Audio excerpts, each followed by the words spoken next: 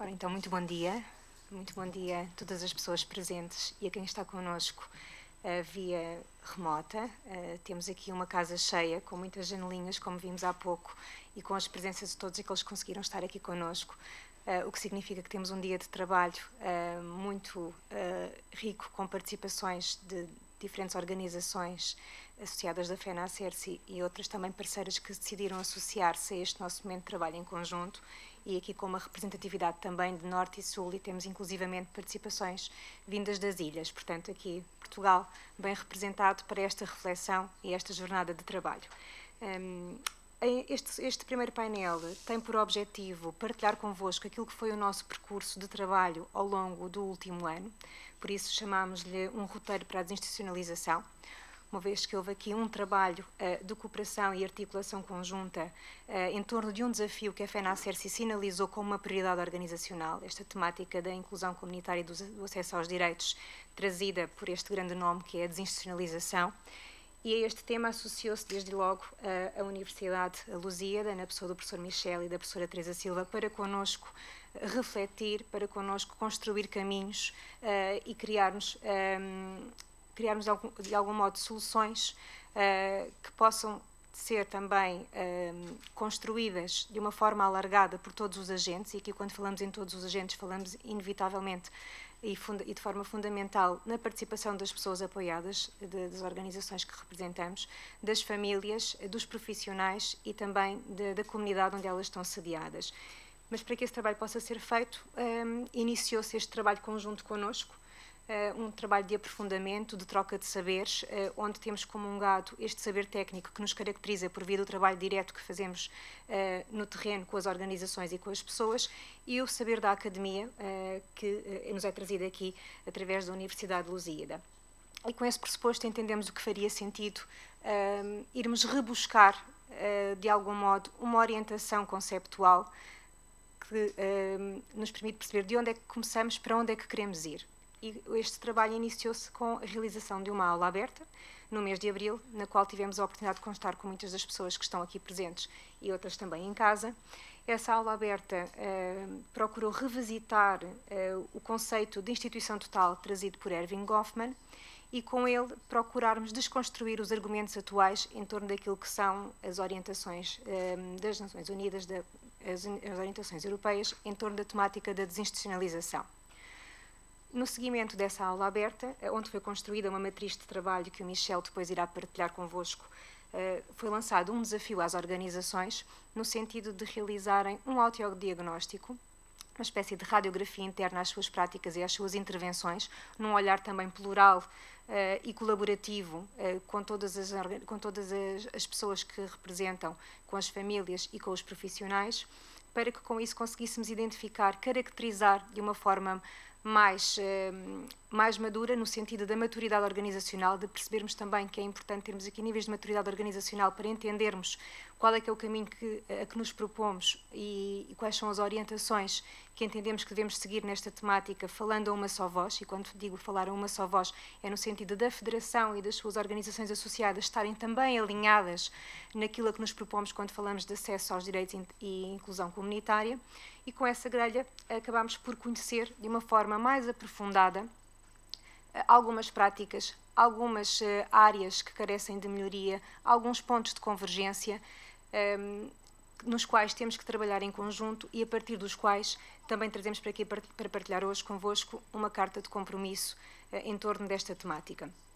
E, portanto, nesse sentido, passaria agora a palavra também ao Michel para percebermos o trabalho que foi feito inicialmente com esta matriz, e depois convidava-vos a conhecermos aquilo que foi o contributo que as organizações nos fizeram chegar nessa sua análise reflexiva.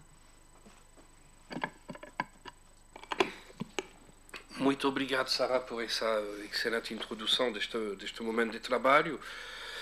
Efetivamente, como foi muito bem dito, o objetivo é dar conta do caminho percorrido até este encontro, porque houve um trabalho em montante, composto, portanto, por uma hora aberta, por uma reunião de debate, por um trabalho de autodiagnósticos organizacionais, para chegarmos a este momento de encontro. E este painel, podemos chamar assim, vai ter a responsabilidade, quando vou devolver a palavra a Sara, de partilhar com todos os presentes algumas das contribuições, portanto, deste autodiagnóstico organizacional. Convém, portanto, agora falar da tabela que serviu de suporte a todo este trabalho, que serviu de suporte à aula aberta, que serviu de suporte à reunião de debate, que serviu de suporte aos autodiagnósticos organizacionais. E, portanto, essa tabela é uma peça importante para compreender como o trabalho foi organizado e desenvolvido. Portanto, há essa ideia que quero sublinhar. É muito importante de compreender que este encontro é o resultado de todo um trabalho colaborativo em montante, e há tantos encontros que não têm este tipo de trabalho preparatório, de co-construção de conhecimentos para chegarmos então sim a um encontro, que é realmente de sublinhar essa metodologia de trabalho que foi a nossa para preparar este segundo encontro. Não é assim tão comum na vida académica haver um encontro que é o resultado de um semelhante trabalho, e queria sublinhar isso. De facto, a tabela oferece várias, é organizada por colunas, claro, enquanto tabela, e a primeira tabela permite visualizar melhor quais são os traços definidores de uma instituição total, de acordo com Erving Goffman. Estamos a falar de um trabalho que foi publicado em 61 e que dá conta de observações de terreno realizadas por Goffman nos anos 50 do século passado, em principalmente 2 hospitais psiquiátricos nos Estados Unidos da América. Se tornou desde então um grande clássico da sociologia, este livro Asylum, no seu título original, e que é traduzido em português do Brasil por manicômios, prisões e conventos. E a questão que pode eventualmente surpreender é porque hoje, no ano de 2023, voltarmos atrás para ler novamente Goffman. Por quê? Porque, efetivamente, há orientações políticas ao nível das Nações Unidas e da União Europeia que são orientadas para o que chamam uma desinstitucionalização. Diretriz para a desinstitucionalização, políticas promotoras de desinstitucionalização. E acontece que essa tabela permite de aprofundar exatamente este ponto, que a noção de desinstitucionalização é baseada numa certa visão, num certo retrato das instituições, que deve muito ao olhar de Erving Goffman sobre, portanto, os hospitais psiquiátricos que observou, e que deve muito, retrato sociológico das instituições, que deve muito ao conceito de Erving Goffman de instituição total. Portanto, é um ponto de passagem obrigatório voltar a ler Goffman, a instituição total, para compreender melhor o que motiva o tipo de olhares que certos agentes políticos colocam sobre as nossas instituições. E a segunda coluna, portanto, é dedicado à análise de um documento que data de 2022, portanto, estou a ver a atualidade do documento, elaborado por uma comissão das Nações Unidas, intitulado Diretriz para a Desinstitucionalização. E a tabela permite verificar, portanto, é o sentido dessa seta bilateral, não é? A tabela permite verificar por vários pontos todas as ligações que existem entre Goffman, entre o discurso presente, atual, o discurso político orientado para a desinstitucionalização. A aula aberta, que obviamente que agora estamos a resumir, trata-se aqui de um resumo, não temos tempo de olhar novamente para a tabela com toda a atenção que a mesma exige para uma plena compreensão. O objetivo agora é mais modesto, é mais humilde, é ajudar quem não acompanhou os vários momentos que antecedem este encontro, acompanharem, compreenderem nas suas principais linhas a lógica do trabalho que foi desenvolvido e que vai ser aprofundado hoje. Portanto, temos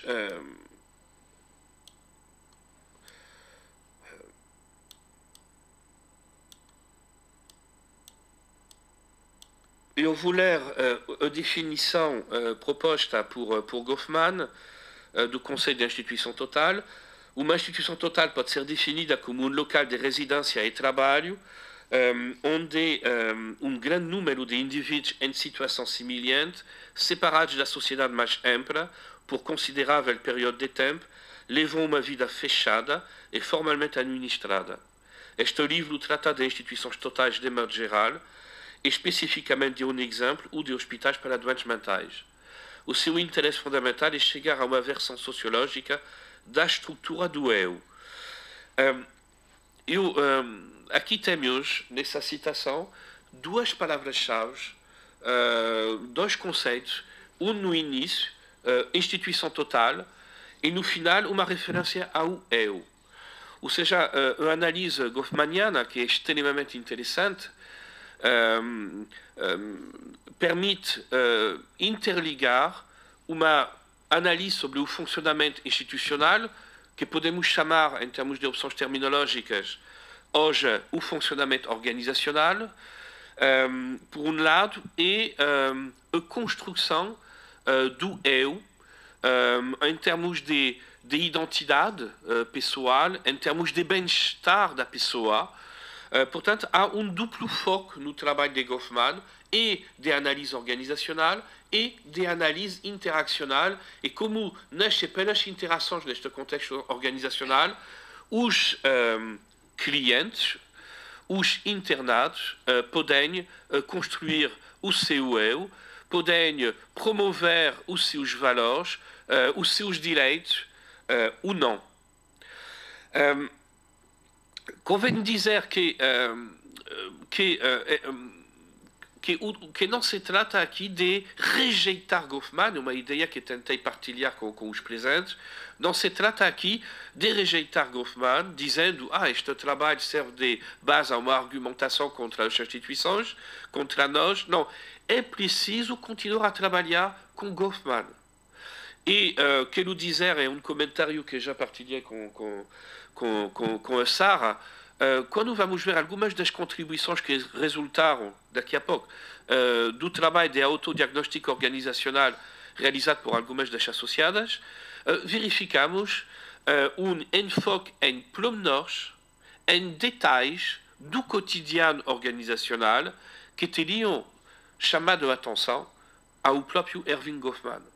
Ou seja, é também na companhia de Goffman, de Erving Goffman, que estamos a tentar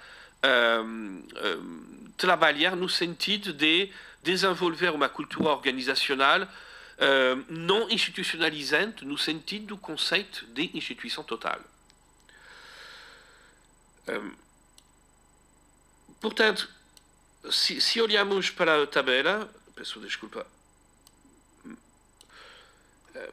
verificamos que a segunda coluna é seguida de uma terceira coluna que tem por título Autodiagnóstico Institucional. De facto, analisando muito bem quais são os traços definidores de uma instituição total para Goffman, quais são os traços definidores das instituições que são alvo de muitas críticas pelos atuais políticas desenvolvidas em nome da desinstitucionalização. Temos aqui traços definidores que podem ser remobilizados como grelha de auto-observação, de auto-questionamento, ou como guia também de entrevistas, por exemplo. E é neste sentido que essa tabela circulou, a seguir a aula aberta e a reunião de debate que se realizaram em montante. A tabela circulou dentro da rede de associadas e algumas associadas, num tempo que era um pouco apertado, responderam demonstrando o interesse do exercício. Como vamos verificar a pouco, estou a controlar o tempo, porque quero garantir o tempo necessário para podermos olhar de mais perto várias contribuições. Portanto, um trabalho de autodiagnóstico. Temos aqui várias cores para dizer que é preciso uma certa maturidade organizacional para ser capaz de observar, focalizar a atenção sobre pontos positivos, mas também sobre alguns pontos que podem ser melhorados, que podem ser trabalhados, e penso que realmente essa maturidade, houve essa maturidade por parte das associadas que acabaram por realizar este exercício. Paralelamente, numa outra coluna, quando realizamos este autodiagnóstico, também encontramos muitas respostas possíveis ao discurso político da desinstitucionalização. Encontramos contra-argumentos. Argumentar contra o quê? Contra uma política orientada para o encerramento das instituições. Porque é mesmo disso que se trata nesta orientação política.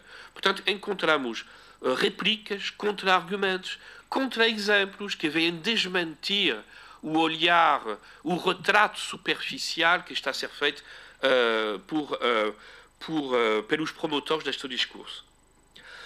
E isso pode se traduzir por uma identificação de pontos de autovigilância que permitem também guiar ações autocentradas de melhoria contínua.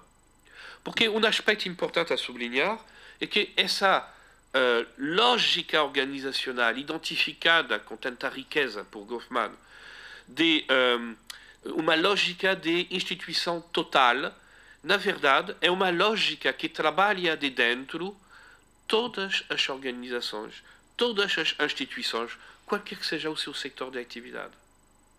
E, portanto, significa que todas as organizações têm um trabalho a fazer, autocentrado sobre o seu funcionamento, para servir de contrapeso a essa tendência que está permanentemente a funcionar em todas as instituições, inclusive numa universidade, se permitem eu dar, por exemplo, este exemplo concreto, não é? Considero que o facto da FENACERCI, o facto das vossas associadas serem capazes de agarrar essa agenda, de realizar estes autodiagnósticos organizacionais, é realmente um sinal muito positivo, é um passo muito pertinente numa direção de importância fundamental para cá está, humanizar as instituições, sermos efetivamente guardiões dos nossos irmãos, faço uma referência à intervenção da professora Teresa, para cumprir as nossas missões radicadas em valores. E para terminar a minha intervenção, só finalizar,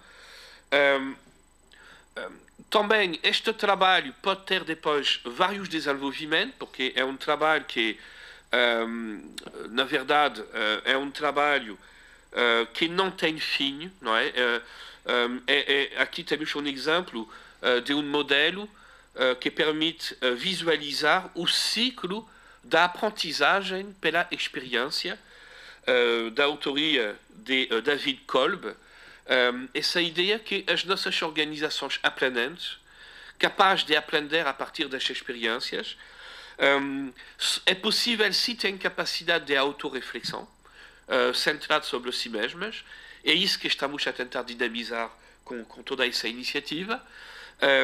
E é um ciclo que não tem fim. É uma espiral que se desenvolve continuamente, como também o ciclo da inovação em meio empresarial. A inovação faz parte de um ciclo, uma inovação será seguida sempre mais cedo ou mais tarde por novas inovações, e é assim que é preciso encarar, portanto, também as nossas organizações como envolvidas num ciclo de melhorias contínuas, um ciclo interminável. Eu diria que dos desenvolvimentos possíveis que pode alimentar e estimular este ciclo é o desenvolvimento de projetos de investigação. E só algumas palavras sobre isso. Nomeadamente, essa ideia que as ciências desenvolvidas na academia não têm de ser necessariamente ciências de espectadores, que olham de longe as organizações. Podemos desenvolver uma ciência de atores. Portanto, a ciência de atores quer dizer que são as próprias organizações que assumem responsabilidades no campo da produção de conhecimentos, de autoconhecimento sobre o seu próprio funcionamento. E a ideia é que podemos aprender a partir e sob o controle das nossas práticas e ações. E menciono aqui a existência de um projeto que está a ser desenvolvido, desenhado, estamos em colaboração com a CERCIAMA, e que vai arrancar em setembro, que já foi aprovado, claro, primeiro pela própria CERCIAMA, depois a própria FENACER se manifestou interesse neste projeto, e a nossa unidade de investigação, o CLICIS, a sua comissão diretiva, já aceitou registrar este projeto de investigação, que irá iniciar, portanto, em setembro. E isso é um exemplo, portanto, de investigações que podem contribuir para dinamizar este debate tão importante que foi lançado este ano. Eu não vou me alongar muito mais tempo. Eu vou devolver a palavra, portanto, a Sara, para falarmos, portanto, dessa fase de autodiagnósticos organizacionais. E eu vou parar.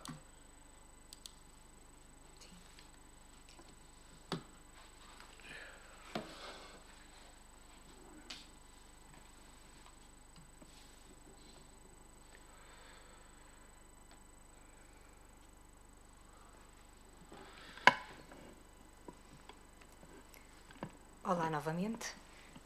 Portanto, dando continuidade à apresentação do Michel, o que trago para partilhar convosco efetivamente reflete o trabalho que foi desenvolvido pelas nossas organizações, aquelas que na altura tiveram condições para aceitar o desafio, que, como perceberam, era um desafio exigente, com um espaço de tempo também curto para a realização do mesmo, uma vez que mediava a nossa aula aberta, sessão de debate e depois convergia com a organização deste nosso encontro, e a ideia era que conseguíssemos trazer para hoje, para o dia de hoje, questões muito concretas, mais do que refletidas por nós, que fossem sentidas pelas organizações, e o trabalho que foi feito foi de olhar para aquela matriz, fazer esse momento de autodiagnóstico, pensar nas tais respostas e argumentos com base naquilo que são as práticas e as evidências no cotidiano das organizações, sentidas sempre que possível por parte dos profissionais, das famílias e também das pessoas apoiadas,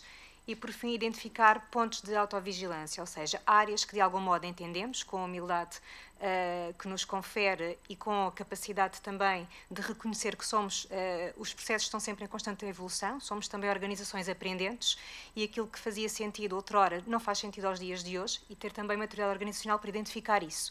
E, portanto, o que trago para partilhar convosco é esta reflexão, que foi feita por um conjunto de organizações, cerca de 8 entidades que nos responderam a esta matriz. Portanto, não temos aqui a representação de um todo, por se falarmos em representatividade organizacional, mas estou em crer que este é um processo que está em constante construção.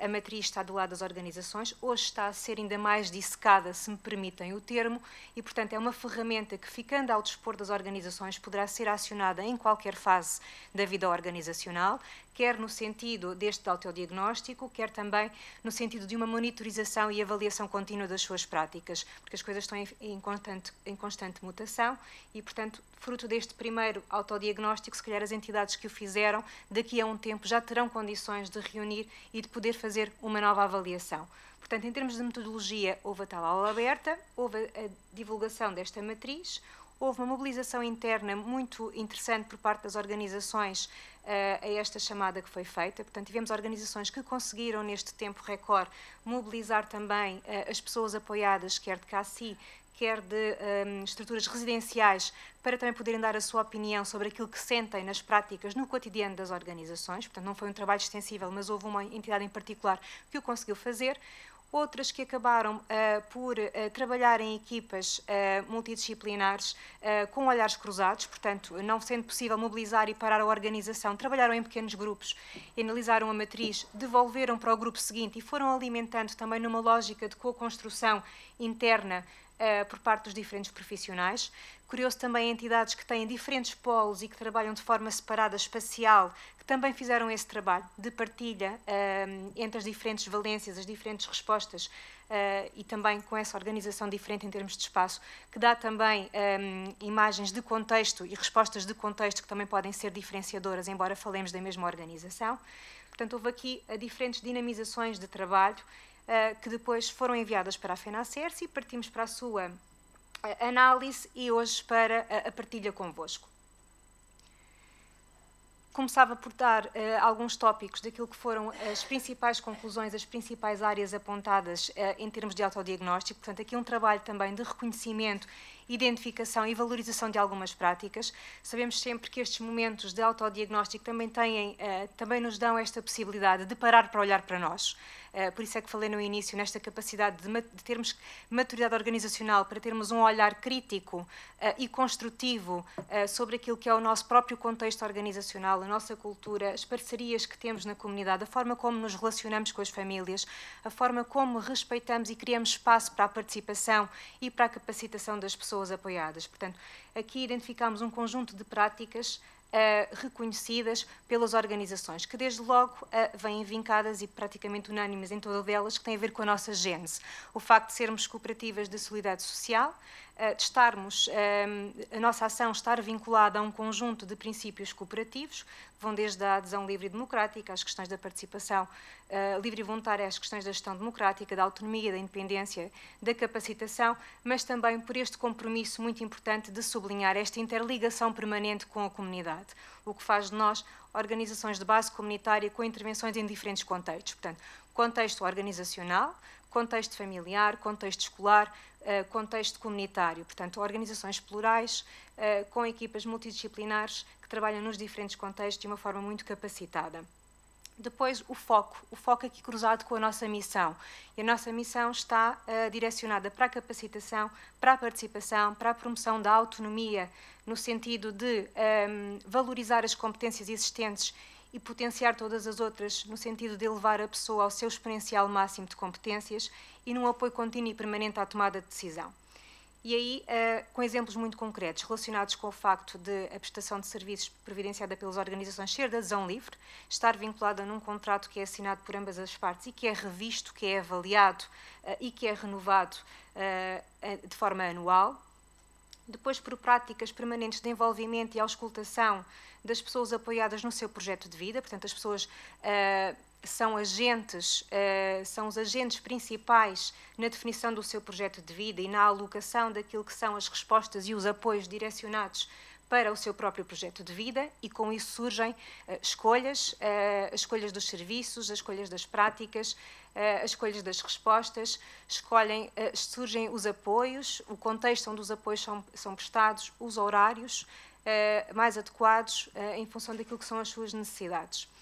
E depois um outro elemento que também foi referido pelas organizações tem a ver com estes mecanismos de empoderamento, de capacitação, que são os grupos de autorrepresentação. Portanto, a identificação da criação de espaços e condições para que dentro das organizações estes grupos assumam também corresponsabilização. Portanto, já há grupos que, de algum modo, funcionam também como elementos de auscultação dos corpos dirigentes, dos conselhos de administração, têm também tempo e espaço próprio para as suas reuniões, têm pessoas de apoio para também os poder apoiar naquilo que é a dinamização das suas atividades. Portanto, elementos positivos identificados pelas organizações quando fazem este autodiagnóstico.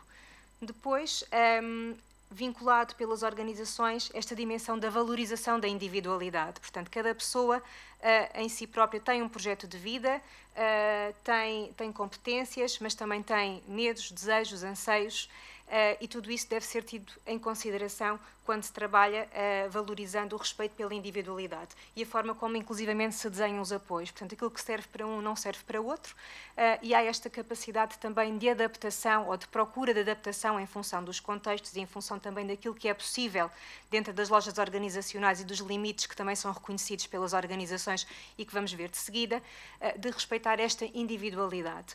Individualidade também muito associada à humanização dos serviços, das respostas e dos apoios. Portanto, as pessoas não são um número, têm de facto a sua individualidade e a forma como os serviços estão prestados muitas vezes têm aqui também vínculos do ponto de vista das relações interpessoais, das relações afetivas e emocionais.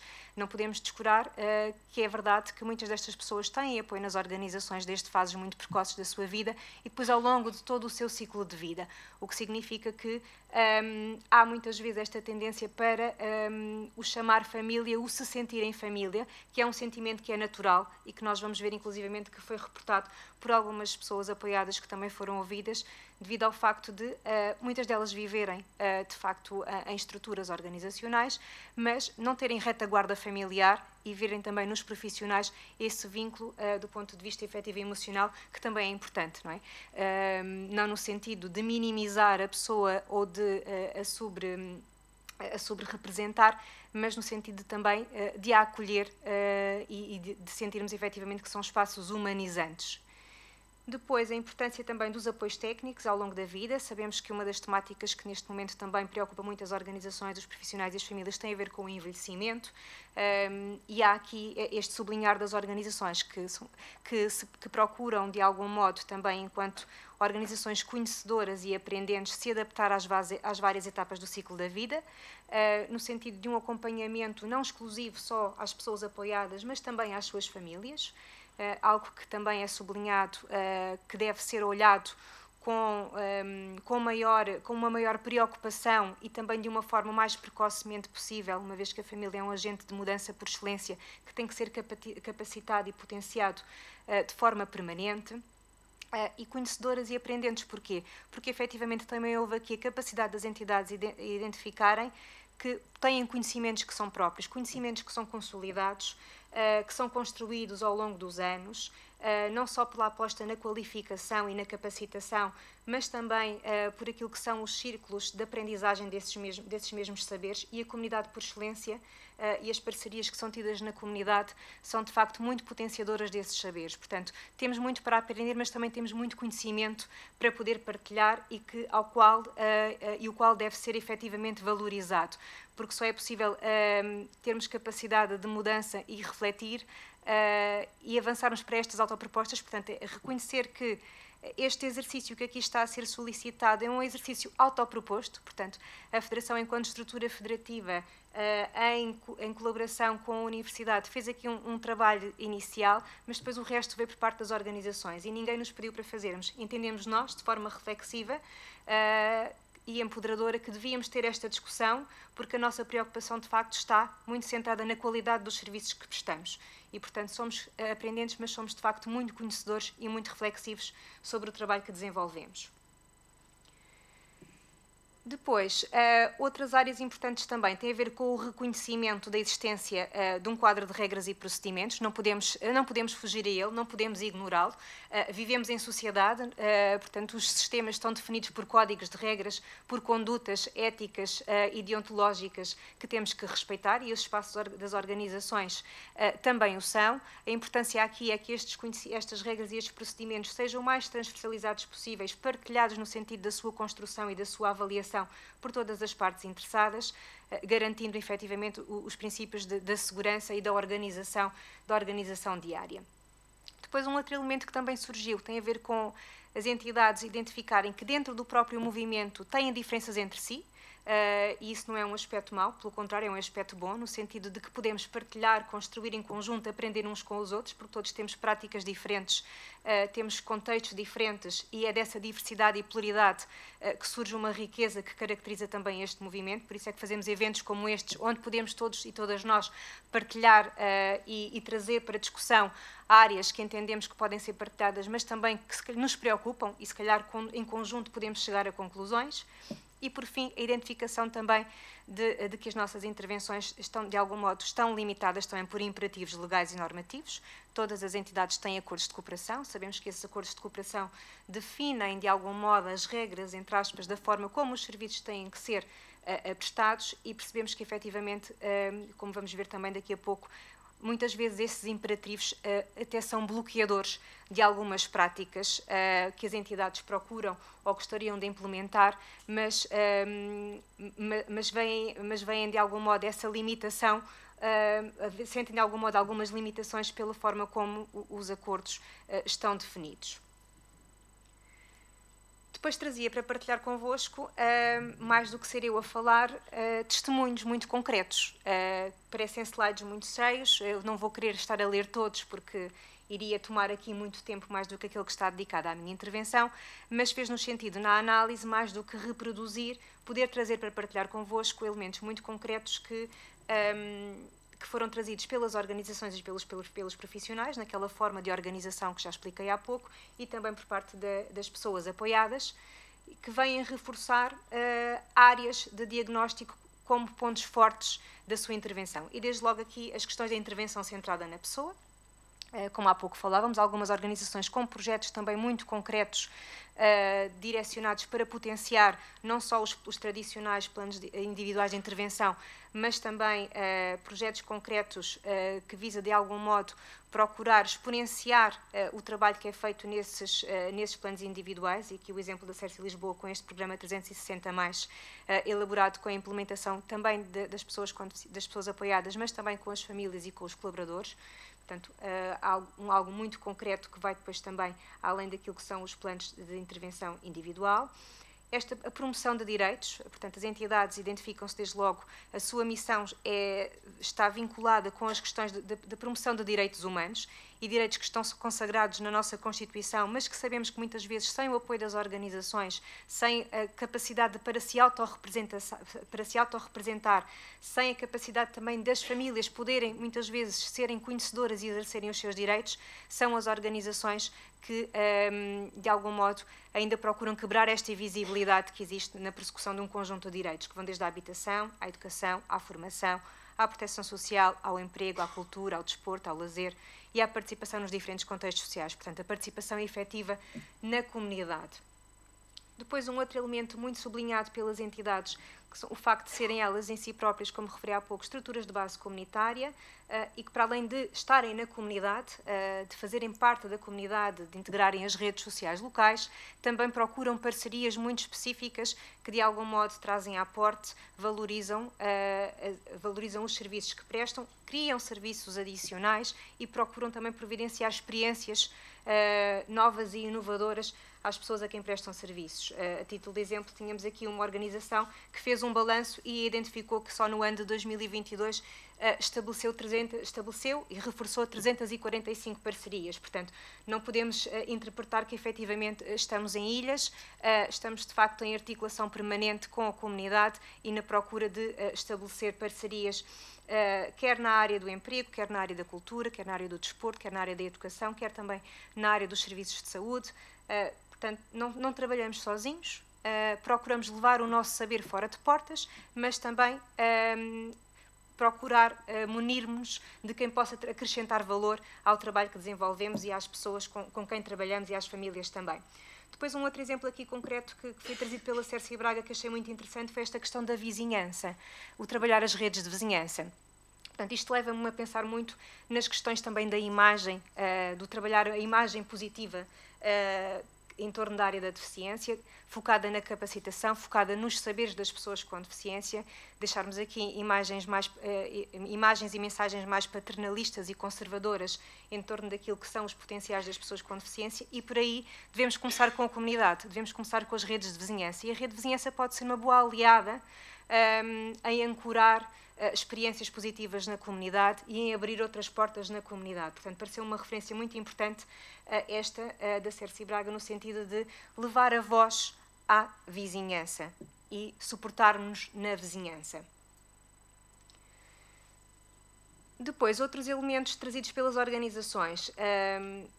A sinalização de que existem, de facto, barreiras à inclusão comunitária, e há pouco falei dos imperativos legais e normativos, e houve aqui uma associada que referiu efetivamente isso, de que, por vezes, há a ideia do fecho, da necessidade de fecho das organizações por uma questão de proteção das pessoas com deficiência, o que significa que, efetivamente, esta questão ainda que está associada à necessidade de controlo espacial das pessoas com deficiência está também vinculada com algum desconhecimento em torno de quem é que nós estamos a falar e, efetivamente, das barreiras que pomos também à persecução de direitos destas pessoas. E o Estado, muitas vezes, e a administração central, e regional e local, tem também ainda que fazer parte das nossas ações de capacitação e de empoderamento para mudar a imagem e conhecer de perto a realidade das pessoas com deficiência. Depois, estes passos para a inclusão, aqui sinalizado por parte das organizações, no sentido em que se sente que ainda não é possível, não no sentido do todo, mas em particular, nomeadamente junto das pessoas com maiores necessidades de apoio, deixarmos estas pessoas sozinhas no sentido de fazerem o seu caminho de forma autónoma para a inclusão. Há ainda, efetivamente, a necessidade das organizações fazerem esse trabalho de lutar por esses direitos. Portanto, há direitos que só se conseguem preservar alertando, capacitando nos vários contextos, na família, a nível político e a nível comunitário. Portanto, este reconhecimento de que há um trabalho que é necessário continuar a fazer de forma articulada, e sobretudo também para as pessoas com maiores necessidades de apoio. A par e passo, também identificamos aqui áreas muito concretas onde estamos a capacitar verdadeiramente para a inclusão comunitária. Desde ações de sensibilização muito focadas na Convenção, e aqui falamos da Convenção sobre os Direitos das Pessoas com Deficiência, que de algum modo é um manancial importante do conhecimento e da atuação, e advogamos aqui o lema da deficiência nada sobre nós sem nós, e esse trabalho parte também por parte da Convenção. Podemos achar que é algo que é muito complexo, mas estamos a falar de versões que já estão adaptadas e não podemos partir sem envolver as pessoas, e por isso é que é muito importante esta abordagem vinda da Convenção e uma aproximação muito concreta a territórios, portanto, desde as empresas, a área aqui do emprego muito importante, que sabemos que é decisor também na inclusão e também na prossecução de uma vida independente, o acesso ao mercado de trabalho, a luta por questões relacionadas com o acesso aos direitos à saúde, à reabilitação, à ocupação, a realização de atividades socialmente úteis, que são, efetivamente, a maior grande parte delas, a maior fatia, fora das organizações, portanto, em contexto comunitário, mas também em contexto privado. Falamos de empresas com as quais também se tem protocolos de atuação e colaboração, com os quais se tem parcerias, onde as pessoas apoiadas estão vinculadas e têm e contribuem efetivamente para os resultados também daquelas organizações. O trabalho ao nível da intervenção precoce como fundamental, e depois também as questões do envelhecimento, da autonomia e da vida independente. Também as organizações referiram e se identificaram com a importância da humanização e individualização dos serviços. Elas próprias identificaram práticas muito concretas a esse nível, desde as questões dos horários, do respeito pelas escolhas das atividades, do experimentar a atividade e a pessoa ter a possibilidade de experimentar e só depois de experimentar decidir, de haver uma panóplia de experimentação, decidir qual é que é o tipo de atividades que entende que faz mais sentido para si, associando aqui não só às questões do bem-estar e da qualidade de vida e à sua saúde, mas também aos seus gostos, e com isso potenciarmos também e trabalharmos as questões para a tomada de decisão informada. Questões também muito importantes relacionadas com a forma como a pessoa quer ser tratada, o respeito está pela individualidade, o respeito pelo eu, o perguntar à pessoa, obviamente, sempre que ela tenha capacidade de desenvolvimento cognitivo e desenvolvimental para poder referir como é que quer ser chamada. Isto são exemplos que nos podem parecer coisas pequeninas do dia-a-dia, mas isto são os pequenos passos para a humanização, a verdadeira humanização dos serviços. o referir que, efetivamente, para quem não há um telefone, não tem telefone fixo disponível pessoal, há um telefone na organização que pode ser acionado sempre que a pessoa, e aqui estamos a falar concretamente de quem vive em unidade residencial, poder contactar os seus familiares, os seus amigos e os seus pares, o facto das pessoas poderem ter o seu telemóvel, poderem decorar os seus quartos, poderem escolher com quem querem partilhar o seu quarto. Portanto, são tudo elementos que contribuem para esta individualização dos serviços e para esta humanização, e procuram também, lá está, ir ao encontro também das expectativas das pessoas, das próprias expectativas das pessoas com deficiência. Se é feito tudo a 100%, se é feito tudo na tentativa de que sejam garantidos estes direitos, sim, obviamente que sabemos que não vivemos em sistemas perfeitos e também as organizações não almejam ser perfeitas. Portanto, estão inseridas em contextos, vivemos também dentro de um sistema, os próprios sistemas têm códigos e condutas e sabemos que por aí surgem algumas limitações que as organizações não escondem e que elas próprias sinalizam, como também vamos ver de seguida. Uma outra dimensão que tem a ver com esta da participação das pessoas apoiadas, que já fui referindo também algumas delas. Achei interessante também aqui esta questão da admissão. Portanto, há uma entidade em particular que, quando recebe a identificação, a sinalização de um futuro, de um potencial cliente, uma potencial pessoa apoiada, partilha informação sobre a organização, para que a pessoa possa conhecer a organização. Portanto, não é feito de imediato um contrato. É criado tempo e espaço para que a pessoa possa conhecer a organização e perceber se, em conjunto com a sua família, é naquele espaço que eu me revejo, é ali que eu identifico que as minhas necessidades vão ser supridas, é ali que eu tenho sentimento de pertença para me poder associar e para poder fazer parte.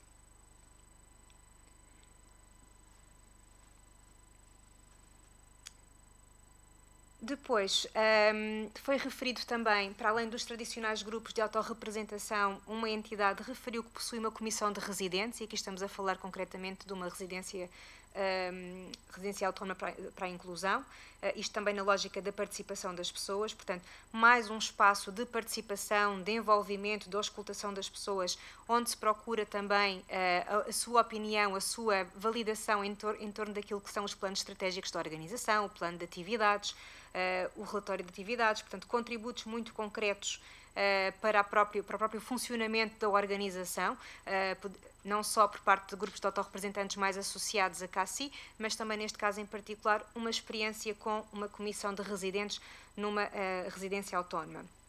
Depois trouxe aqui também esta experiência de inclusão comunitária que me pareceu muito importante, sinalizada pela SERSICA, este apoio à autonomização, portanto, reservar uma mesa num restaurante e recorrer à rede de transportes públicos para ir e regressar do restaurante. Isto leva-nos a tentar perceber, efetivamente, que os serviços e os apoios que as organizações prestam vão muito para além daquilo que está, muitas vezes, nos acordos de cooperação e nos protocolos e nos contratos de prestação de serviços. Porque, efetivamente, procura-se fazer uma análise muito concreta daquilo que são as necessidades das pessoas e, em função disso, criam-se respostas como esta. Portanto, são muito raros os espaços de capacitação, como as organizações, em que se percebe que vamos para além das condições, se calhar, financeiras e de gestão financeira. Vamos para o desbloqueio, como é que eu posso aceder a um serviço da comunidade que existe e que está supostamente ao acesso de todos, mas se calhar o supostamente não é assim tão fácil e acessível a todos. E, portanto, esta desconstrução, esta aprendizagem, o fazer com a pessoa, o realizar, se calhar, algo que até era um desejo ou um sonho de alguém que possa nunca ter tido essa oportunidade, mas que foi identificado e que foi potenciado. Portanto, nós, indo a este autodiagnóstico de uma forma muito fina, conseguimos identificar uma panóplia de serviços e de respostas e de apoios que vão muito além daquilo que está protocolizado. E isto é muito diferenciador. E é importante trazer e sublinhar para a nossa reflexão quando falamos de a cultura de desinstitucionalização, porque estes exemplos são a mostra viva de que, de facto, não perseguamos culturas institucionalizantes. Depois, inevitavelmente, temos que falar das respostas residenciais, mas também é importante sinalizar que, do todo da panóplia global de serviços prestados pelas organizações associadas da FENA-CERSI, o menor número de serviços são ligados com as estruturas residenciais, independentemente se são residências autónomas, se são lares residenciais, se são estruturas de inclusão na comunidade. São os serviços em menor número, mas são serviços necessários e são serviços necessários sublinhados inclusivamente também pelas próprias pessoas com deficiência. Temos entidades que reportam o facto de terem pessoas apoiadas que não têm qualquer retaguarda familiar, nem de forma direta nem indireta.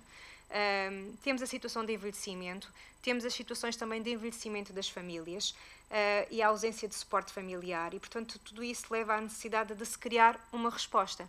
E estas respostas de base residencial, sobretudo também se associarmos aqui pessoas com grandes necessidades de apoio, continuam a fazer sentido. E não deixam de ser estruturas na comunidade, não deixam de ser estruturas abertas, não deixam de ser estruturas com serviços complementares também fora do espaço residencial.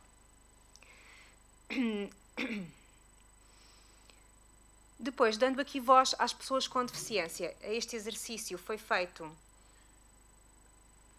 mais uma vez sublinhando, no curto espaço que temos. Tenho a certeza que as outras organizações, inspiradas não só por aquilo que estamos aqui a partilhar hoje, mas com mais tempo e colocando isso também nas suas agendas e nos seus planos de atividades, terão capacidade de poder alargar a reflexão e a discussão, mas neste caso aqui a CERCITNIS, para o dia de hoje, conseguiu também dar-nos aqui este importante contributo na voz das pessoas apoiadas. Portanto, ouviram grupos de pessoas apoiadas em CACI, e grupos de pessoas apoiadas em lar residencial, e temos aqui exemplos muito concretos em que os próprios e as próprias identificam questões de promoção da autonomia. E aqui vou citar. Portanto, somos nós que escolhemos as atividades que fazemos quando queremos mudar e quando queremos mudar. Existem atividades que são mais adequadas a umas pessoas do que a outras e nós escolhemos. Nós é que tomamos as decisões. Somos sempre consultados para os nossos horários e mudamos quando queremos. Temos os nossos tempos livres e de liberdade. A equipa incentiva a fazermos as nossas coisas sozinhos, tudo o que podemos fazer, fazemos sozinhos. Dimensão importante, não é? Esta questão de que não substituir as pessoas com deficiência, dar-lhes tempo e espaço, potenciar as suas competências e tentar encontrar aqui focos de competências novas que possam ser exploradas. Mas a questão da manutenção de competências é muito importante, sobretudo para pessoas com grandes necessidades de apoio, que se calhar, por via daquilo que são as suas dificuldades, é importante ter em consideração criar esses tempos e espaço. E vamos ver que também as entidades sinalizam que isso é uma dimensão de preocupação e que tem que estar em permanente reanálise.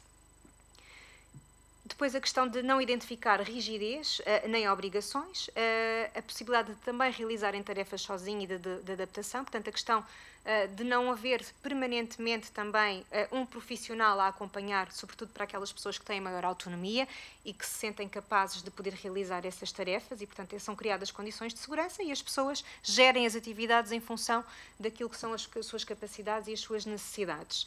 Este incentivo também, não é? A equipa incentiva a fazermos as coisas sozinhos, tudo o que podemos fazermos sozinhos. Somos tratados pelos nomes que gostamos de ser tratados. Às vezes brincamos uns com os outros e tratamos-nos por nomes carinhosos e nós também tratamos a equipa assim. E aqui em concreto as pessoas apoiadas em lar. Esta questão que falava há pouco das relações interpessoais e da humanização dos serviços, que também é natural. Não estamos a falar de objetos, falamos de pessoas. E se estivermos aqui em relações seguras, informadas, partilhadas e de respeito, esta base de respeito que é extremamente importante, até é de salutar que assim seja, não é? Que sejam ambientes tranquilos, ambientes afetivos, ambientes calorosos, onde as pessoas se sintam bem e gostem de estar. E depois aqui em específico os apoios individualizados e aqui em particular este testemunho relativamente à questão da gestão financeira. Ajudam-me a controlar para ter dinheiro para a medicação, preciso de ajuda para controlar o dinheiro e não o gastar todo. Portanto, há aqui uma identificação de uma necessidade de apoio por parte da pessoa e com isso a procura de um apoio individualizado. Portanto, não é dado o controlo financeiro à organização, ao profissional que gera aquela resposta ou que é responsável por aquela pessoa em termos de plano de projeto de vida, mas sim a identificação de uma necessidade de apoio muito concreta e pressupõe efetivamente que isso esteja em plano de intervenção individual e que seja feito esse trabalho conjunto de capacitação. A ideia é que haja aqui uma capacitação para a autonomia, se calhar essa autonomia vai sendo conquistada. Se não for, está tudo bem. Nem todos nós fazemos tudo sem apoio, não é? Todos nós precisamos de apoio na nossa vida, todos nós em alguma dimensão precisamos de trocar impressões, de auscultar, de partilhar, de guiar. Todos nós somos influenciados na nossa vida na tomada de decisão, seja pela comunicação social, seja pela nossa família, seja pelos nossos pares. Está tudo certo. É importante identificar e capacitar para, de algum modo, potenciar essa necessidade de apoio. Isto a alongar-me imenso, não é? Temos ainda 5, 7 minutos. Ok.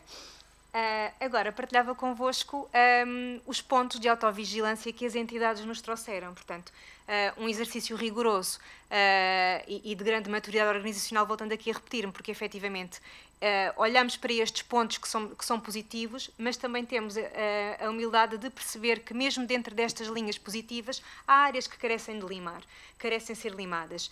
E está tudo bem, não é? Se nós achássemos que estava tudo bem e perfeito, não estaríamos aqui hoje e as organizações não se assumiam efetivamente como aprendentes. E estes pontos de autovigília são muito importantes, porque a partir do momento em que estão identificados e diagnosticados, é acionar medidas corretivas sobre os mesmos, é acompanhar e é esta visão de monitorização e de avaliação constante, que as próprias entidades sinalizaram logo à cabeça. É importante nas nossas práticas, no nosso cotidiano organizacional, estarmos munidos de ferramentas de avaliação e de monitorização dos serviços, dos apoios e das intervenções que prestamos. Desde logo ao nível das práticas, e para isso entendemos que é muito importante envolver também as próprias pessoas com deficiência e as famílias nas reuniões de revisão do planeamento organizacional e dos seus próprios planos individuais, aumentar os níveis de participação das pessoas e das famílias com mecanismos muito concretos de monitorização. Depois, há organizações que identificam efetivamente aspectos que condicionam, que fazem parte do funcionamento e que podem condicionar a autonomia das pessoas que apoiam, como as questões dos horários, como a lista de serviços e de atividades que podem merecer alguma revisão para não ficarem cristalizadas, e é importante, não é? Percebemos que as coisas as coisas estão a funcionar, mas podem não estar a funcionar bem, não é? Ou podem estar a funcionar porque sempre se fez assim, e esta capacidade de autoanálise, de reflexão e de mudança é importante para que de facto as coisas não se aculturem, ou então que se aculturem porque efetivamente fazem sentido, que assim continuem ainda nessa lógica. Os mecanismos de monitorização também aqui identificados, a questão também, e há aqui uma entidade em particular que reflete, que mostra a sua abertura para refletir sobre as suas práticas, em que diz que consideramos importante refletir qual a fronteira entre a vontade, aqui a vontade da pessoa, a vontade do eu, e a segurança, portanto, os mecanismos acionados de segurança dentro da organização, daqueles que têm as suas escolhas condicionadas às suas capacidades. Portanto, há aqui esta reflexão muito importante a fazer para efetivamente percebermos se a segurança não se poderá, em alguns momentos, sobrepor àquilo que são as vontades e os desejos das pessoas que são apoiadas. Depois, os imperativos legais e normativos que já falei há pouco, desde logo sinalizados também pelas questões das estruturas que são financiadas. Depois, outros pontos de vigília ao nível da participação, capacitação e mobilização da comunidade. Portanto, sabemos que são áreas fortes apontadas, mas que continuam a poder ser potenciadas. E aqui as sugestões vão no sentido de fazer prospecção de oportunidades na comunidade, de aumentar o leque de diversidade de ofertas, de parcerias e de apoios na comunidade. Perceber também como é que essas ofertas estão alocadas e potenciadas para as pessoas que têm maiores necessidades de apoio. E isto aqui foi também muito sublinhado sempre por todas as organizações. Há de facto um reconhecimento que as pessoas com maiores necessidades podem ter efetivamente menor oferta de participação na comunidade e que se calhar essa oferta na comunidade muitas vezes é feita de forma acompanhada por parte dos profissionais. Portanto, há aqui uma reflexão a um duplo nível, não só em termos dos serviços, mas também da forma como nos apresentamos e estamos na comunidade. E depois a maximização também de atividades e de parcerias para outras atividades socialmente úteis, sinalizado aqui por uma outra associada. Na lógica da capacitação, participação e intervenção, a família também surge. Portanto, como há pouco referi, a família de facto é um agente de mudança por excelência e as entidades o que sinalizam efetivamente é que o trabalho com as famílias tem que ser feito o mais precocemente possível e de uma forma acompanhada. Sabemos que efetivamente as organizações estão desenhadas para apoiar as pessoas com deficiência. por essa relação surgem também as suas famílias, mas não há um apoio exclusivo às famílias, e as famílias cada vez mais também precisam de se sentir ancoradas e também ver muitas das suas necessidades partilhadas e acompanhadas. E algumas das sugestões das organizações vinham mesmo nesse sentido, de procurar acompanhar as famílias também ao longo da linha do tempo. Fala-se em ciclo de vida da família, não só das pessoas, mas também o ciclo de vida das próprias famílias. Depois aqui uma problemática relacionada com o envelhecimento, em que surgem duas organizações que referiam estudar-se opções de acolhimento residencial que de algum modo possam ser abertas não só às pessoas com deficiência, mas também às suas famílias, para que possam ficar com as suas redes de referência, nas suas zonas de conforto, eventualmente no domicílio e tendo aqui apoios para isso, ou então em estruturas que permitam esta vinculação segura com as famílias ao longo do ciclo de vida. Depois houve aqui também o sublinhar, por parte de uma organização associada, em algumas dificuldades que por vezes surgem no trabalho com as famílias. Portanto, a família, por um lado, um agente potenciador, por outro, pode também ser um agente bloqueador. E há aqui uma sinalização de que, por vezes, as questões de segurança e de algum medo e de superproteção são ainda sentidos pelas famílias e que isso depois tem algum reflexo também ao nível do desenho do próprio projeto de vida. Fala-se aqui em que, por vezes, os projetos de vida poderiam ser mais ambiciosos e para isso era muito importante que se mobilizasse e se trabalhasse também ao nível da capacitação com a família. Não vou conseguir apresentar tudo em 5 minutos, mas vou dar aqui o melhor. Depois, esta questão da valorização das pessoas com maiores necessidades de apoio, que já foi aqui também referido. Gostava que tivessem a oportunidade de ler estas citações porque elas são de facto muito ricas, mas de algum modo eu também já as fui sinalizando. Depois a questão da liberdade e da segurança, e isto aqui temos que entender que é um argumento muito concreto apontado às organizações no sentido da estigmatização e da institucionalização e, portanto, é uma dimensão que foi também trazida à discussão e à reflexão por parte das próprias organizações, esta dimensão da promoção da liberdade, não só a liberdade de circulação, mas também a liberdade de escolha por parte das pessoas com deficiência e de uma forma segura e securizante. Portanto, as entidades apontam a necessidade de avaliar a possibilidade de, em segurança, poder aumentar situações de autonomia, portanto, este olhar concreto e de avaliação permanente de se perceber se as pessoas que apoiamos estão, de facto, nos seus projetos de vida potenciadas ao máximo no que diz respeito à sua autonomia. Avaliar os sistemas de controle de entradas e saídas das organizações, que muitas vezes são acionados, sobretudo para pessoas com maiores necessidades de apoio ou em situação de crise, de desorientação espacial ou situações também de doença mental, de comorbilidade com a deficiência intelectual e perceber também as questões de liberdade partilhada, não é? Esta lógica de que a minha liberdade termina quando começa a do outro e é necessário também analisar isto, sobretudo nos contextos residenciais e criar aqui medidas que tenham de facto em consideração a acionar situações de detenção de uma forma mais articulada e em função efetivamente de potenciais riscos que sejam emergentes e não que sejam sentidos sem de facto haver aqui uma emergência associada ao mesmo. Outra dimensão muito importante trazida pelas organizações foi esta também do respeito pela individualidade. As pessoas são seres individuais, a tomada de decisão que por vezes pode ser coartada e este elemento muito importante que achei curiosíssimo trazer para aqui hoje, que tem a ver com este direito a errar. E a verdade é que tanto por parte das famílias como por parte dos profissionais se identificam por vezes situações de superproteção, não é no sentido de limitar, mas é no sentido efetivamente de proteger, não é no sentido de perpetuar respostas, atitudes paternalistas, mas também porque há aqui, quer por parte das famílias em relação aos profissionais, essa exigência da segurança, quer porque somos entidades prestadoras de serviços que temos responsabilidade também para com as pessoas que apoiamos e, portanto, esta dimensão da segurança e do direito a errar, do direito ao risco, carece ainda ser trabalhada por nós de uma forma assumida. Portanto, é necessário avaliar situações de superproteção, aferir atitudes que de algum modo possam contrariar e possam controlar a liberdade de escolha das pessoas que apoiamos, ainda que isso possa ter um intuito positivo, possa ser com um fundo de proteção, mas que efetivamente podem ser castradoras. O limitar situações em que há substituição da pessoa, como há pouco falávamos, não é? Esta potenciação máxima das suas capacidades e manutenção das competências atuais não pode ser substituída. Portanto, esta questão de reduzir o fazer pela pessoa e a necessidade contínua de atenção ao risco, de modo a não impor os modelos culturais dos colaboradores, que é algo que também é muito importante. A formação e a capacitação dos profissionais é algo que tem que estar em permanente atualização. Sabemos efetivamente que temos profissionais com níveis de antiguidade também nas organizações bastante grandes.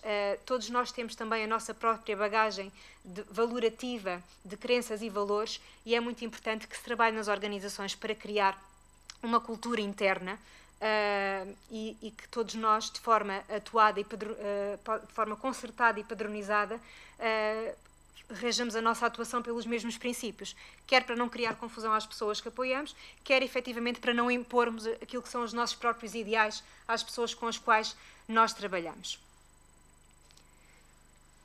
Portanto, teria aqui mais exemplos para partilhar convosco. Vou para um outro assunto para roubar já aqui dois minutos mais ao painel que se segue, e vocês vão me perdoar, porque eu acho que isto é de uma riqueza mesmo muito importante, que tem a ver com esta dimensão também do direito à cidadania íntima. Portanto, quando nós falamos das questões da afetividade, da sexualidade, estamos a falar de um direito. Falamos do direito à cidadania íntima, e ele está, para além de estar consagrado, tem efetivamente também que ser valorizado e têm que ser criadas condições para que as pessoas possam viver na plenitude este direito e também de forma segura. E, portanto, surge logo pela voz das organizações uma dificuldade contínua ainda ao nível do trabalho dos direitos sexuais e afetivos e emocionais das pessoas com deficiência. Ainda porque é um tabu, ainda pelo desafio que cresce em trabalhar e acompanhar estas situações com as famílias, ainda porque é difícil trabalhar conceitos importantes e desafiantes como o que é o consentimento livre e informado, e que deve ser o mais trabalhado precocemente possível e de forma articulada e acompanhada ao longo da vida. E depois situações mais desafiantes que vão surgindo, e aqui em concreto referidas por uma organização associada em contexto de residência autónoma, como as questões da sexualidade com comportamentos de risco, situações relacionadas com o recurso a serviços e a práticas de prostituição, relacionamentos homossexuais e percepções diferentes em termos dos relacionamentos. Obviamente que estamos todos conscientes que isto se trabalha por via da capacitação e da educação, mas é um caminho, não é? E é um caminho que é difícil de iniciar com adultos. Portanto, é um trabalho que tem que ser feito de forma preventiva e o mais precocemente possível, de uma forma acompanhada também com as famílias e também com os profissionais. E, por fim, o último tópico tem a ver com as questões da comunicação e com as relações interpessoais. Portanto, a forma como eu comunico com as pessoas. A comunicação, como nós sabemos, é verbal e não verbal, e a forma como eu me apresento em termos posturais, em termos de tom de voz, em termos de aproximação ou desaproximação, em termos de contexto, e aqui falando em alguém, por exemplo, que está em unidade residencial, o facto aquele quarto, aquele espaço, é o espaço da pessoa, e, portanto, para entrar naquele espaço, há necessidade de pedir autorização para entrar naquele espaço, não vou invadir a privacidade, aquele eu, e, portanto, é muito importante, sinalizado aqui pelas organizações, a linguagem que é usada, não no sentido também de infantilizar as pessoas com deficiência, que por vezes pode surgir, a questão dos diminutivos e das alcunhas, que por vezes podem surgir por força das relações afetivas e emocionais e prolongadas no tempo, mas que têm que ser, obviamente, auscultadas e perguntadas à própria pessoa se ela gosta, como é que ela gosta de ser chamada e como é que ela quer ser chamada, e o próprio conteúdo, não é? Por vezes o conteúdo paternalista que ainda possa surgir nesta visão de que nós, por via da proteção, sabemos mais ou temos mais experiências e por isso usamos um tom mais paternalista, que pode às vezes não ser de aconselhamento, mas pode ser pejorativo na forma como nós nos dirigimos à pessoa. Portanto, há uma necessidade muito concreta de tomar consciência desta atitude, no sentido de dignificar e de valorizar a individualidade de cada pessoa e de respeitar também aquilo que é o seu desenvolvimento biológico e a sua própria idade também, que é uma dimensão que também é aqui importante trazer.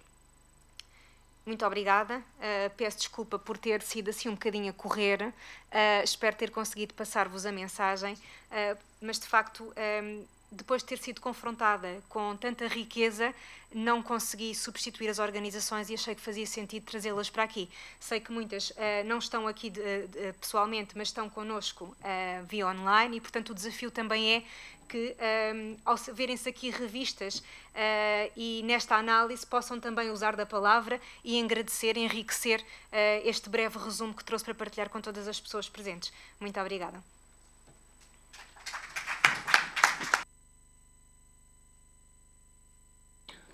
Só uma palavrinha para dizer que quando se lançou este exercício, este roteiro, havia sempre um certo grau de incerteza, será que isso vai resultar, etc. Para mim, essa apresentação feita a correr pela Sara, e penso que estes conteúdos vão poder circular, não é? É um momento mesmo de concretização dos objetivos iniciais, é um momento de uma grande riqueza em termos de partilhas e vou bater palmas para todos os que concretizaram o mérito é deles. Essa co-construção de saberes. Eu só fui um veículo. Não, isso não concordo, mas pronto, é excelente. Portanto, eu faço questão de bater palmas para todos. Quem está também lá do outro lado.